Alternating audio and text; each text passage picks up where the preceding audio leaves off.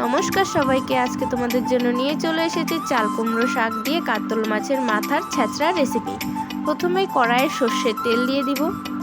মাথাটায় লবণ হলুদ মেখে রেখেছিলাম দিয়ে দিলাম, আর তেলগুলো মেখে রেখেছিলাম, তেলগুলো ভেজে তুলে নিলাম।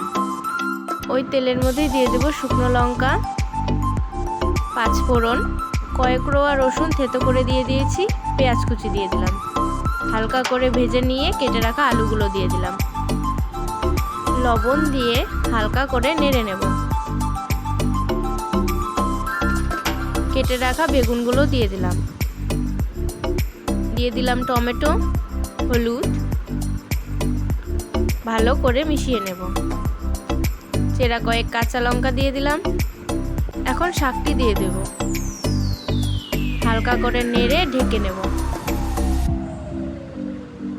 ঢাকনা উঠিয়ে নেড়ে চেড়ে মাছের মাথাটা ভেঙে রেখেছিলাম আর তেলটাও দিয়ে দেব।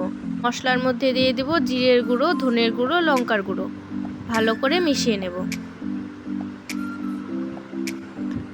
অল্প পরিমাণে জল দিয়ে হালকা করে নেড়ে ঢেকে রাখবো।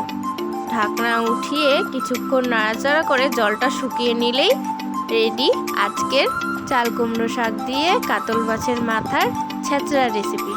আজকের রেসিপি তোমাদের কেমন লাগলো জানিয়ে দিও। ভালো লাগলে লাইক কমেন্ট করে দিও। দেখা হচ্ছে পরবর্তী রেসিপিতে।